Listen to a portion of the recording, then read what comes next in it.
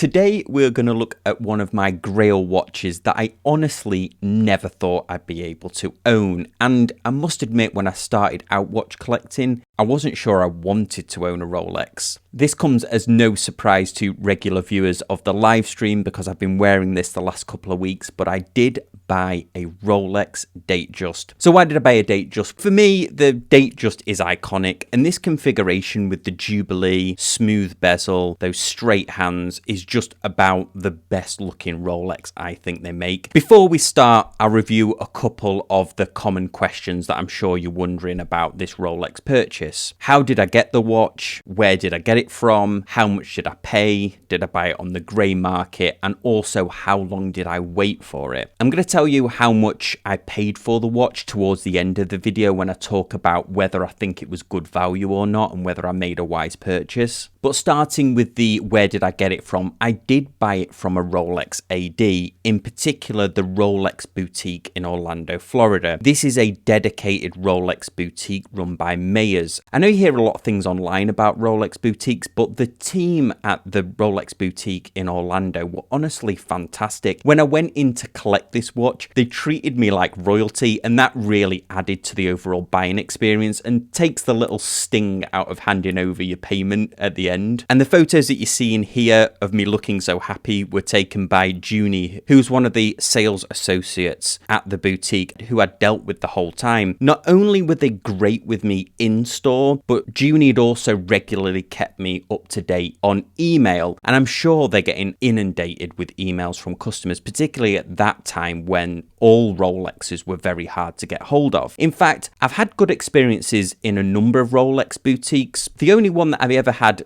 not a negative experience with, but wasn't allowed in the store was the one on Bond Street in London, where you actually had to have an appointment to go in. They weren't nasty about it, and I've never really had a negative experience in a Rolex store. I think if you go in knowing what you're looking for and you know a little bit about the watches and also are realistic about how to get hold of the watches, I think you're all right. I wouldn't have any problems about going in any Rolex boutique anywhere in the world. Well, I touched on the wait list there, so how long did I wait?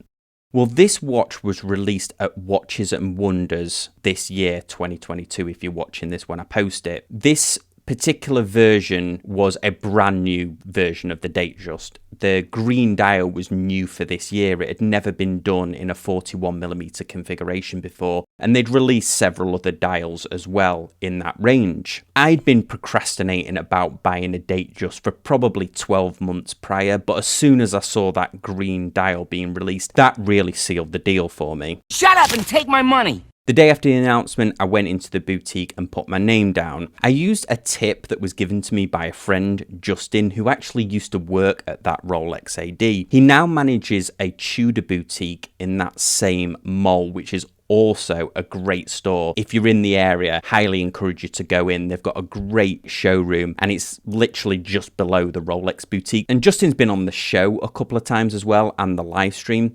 Now, his tip was to be realistic about the watches that might be available and always have at least 3 choices. And that's what I did. I went in with 3 choices, and it was 3 Datejusts that I chose, but just different configurations. And thankfully, this mint green dial was the top of my list with the Jubilee and the smooth bezel. So I actually managed to get exactly the configuration I wanted. I gravitated towards the design of the Datejust because to me, it is quintessentially Rolex after first being released in 1945 to celebrate the company's 40th anniversary. The Datejust was the first self-winding chronometer wristwatch to have the date, and I love the date on watches. Getting to one of the other points about the Datejust, and I'm not sure why so many people do dislike the Cyclops. Not only is it functional to magnify the date, but you can also easily tell a fake Datejust because almost always the date window on the fakes doesn't magnify, or the magnification is negligible. Now, I will say if they offered the choice to have the Cyclops or not,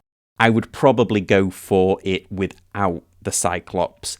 but they don't offer that, and it is iconic to the Datejust and the other Rolex models as well, so I'm happy that it's there. The design, like most Rolexes, is classic yet timeless, although I do think this 41mm version definitely is more contemporary looking and more versatile. It looks less like those company executives that wore Rolexes that were smaller. This does have a more contemporary, larger size to it, and it fits my 7.2-inch wrist perfectly. The dial is mint green, as Rolex call it. The green is visually stunning, changing from silver to several different shades of green based on the light. It also features a subtle sunburst. The pictures online really don't do it justice, and I can't imagine that this video is doing it much justice even, no matter how much I play around with it in post. And the green was further enhanced when I paired this watch with a custom fitted rubber B green strap. This also gave it a really nice sporty look, and I like the fact that it can go from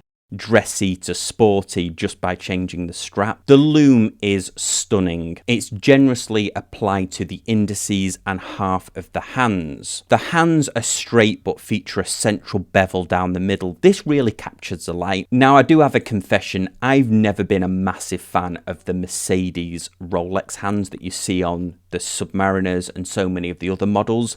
So these straight hands really appealed to me, and that's what drew me to the Datejust line to start with. The case is just so well finished. There's just something about the way that Rolex design their cases that make them so wearable. The case is made of oyster steel, Rolex's version of 9041L steel. This is an alloy most commonly used in the technology, aerospace, and chemical industries, and that's because it's highly resistant to corrosion. Rolex can also highly polish this alloy, and it really does look like it's a precious metal. Even though the watch itself only has the date complication on it, it does house a very technically advanced movement. This model is equipped with a new generation movement called the Caliber 3235, entirely developed and manufactured by Rolex, certified as a Swiss chronometer by COSC. When the movement was released in 2015, over 90% of the parts were new, and Rolex protected these by adding an additional 14 patents around the design of the movement. It's a 70-hour power reserve and is anti-magnetic. Anti-magnetism was high on my list of wants in a watch. The 3235 achieves this by having a hairspring made in an alloy of niobium and zirconium. Not only is it anti-magnetic using those materials, but it's also highly resistant to temperature fluctuations, which is something else that can affect mechanical watches. The anti-magnetism was very important to me because I've certainly been guilty of accidentally magnetizing watches before. I wanted to go a little bit more into the movement because it is unfortunately hidden behind a solid case back, which is of course a Rolex thing. They've only ever released a handful of watch models that had clear case backs, but even though it is a simple three-hand watch, it does house a very powerful movement inside. One of my must-haves with this watch when I ordered it was to have the Jubilee bracelet. I've never been a massive fan of the Oyster bracelet, although I could have lived with it because Rolex, the way they make their bracelets is like no other watch that I've ever reviewed. Very comfortable, very light, very well made. This Jubilee bracelet feels solid yet light, very comfortable, and has a great polishing down that center.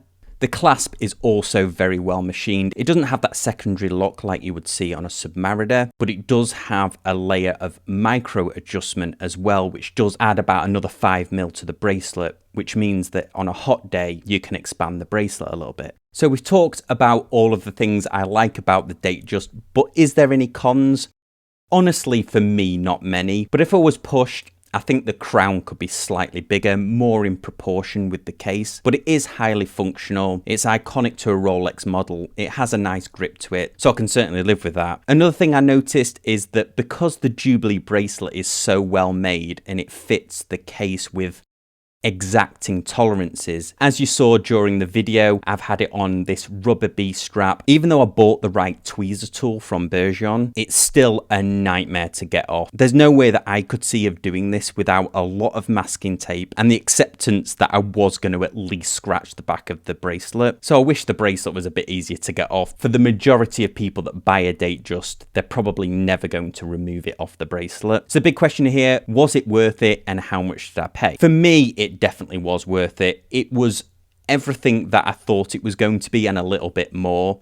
I've handled many Rolexes, as you've seen on the channel, but there's something entirely different about owning one and knowing that it's yours. I paid $8,150 US plus Florida sales tax. This was exactly the retail price. And this was a lot of money for me. I'd saved for well over 12 months, sold a lot of the other watches in my collection. It was slow going to get the money, but I'm glad that I did it that way instead of financing the watch or borrowing the money some other way, because it really tied me to the watch and it really made me appreciate the value and the effort that it took to own a Rolex. I'll never sell this watch, but knowing that this watch is worth at least $12,000 on the current market really adds to it for me. The money side of it is something that I think about when I'm collecting watches, and knowing I've got a watch that can act as an investment as well. And I know there's an argument there whether Rolex is an investment or not, but it's certainly an asset that is going to appreciate in price and that I can enjoy and wear every day. More importantly, let me know what you think in the comment section down below. I'm really interested to know what you think of this watch. Have I changed your mind about the Datejust if it wasn't a model that you'd looked at before? Appreciate you watching. I'll see you next time on Casual Watch Reviews.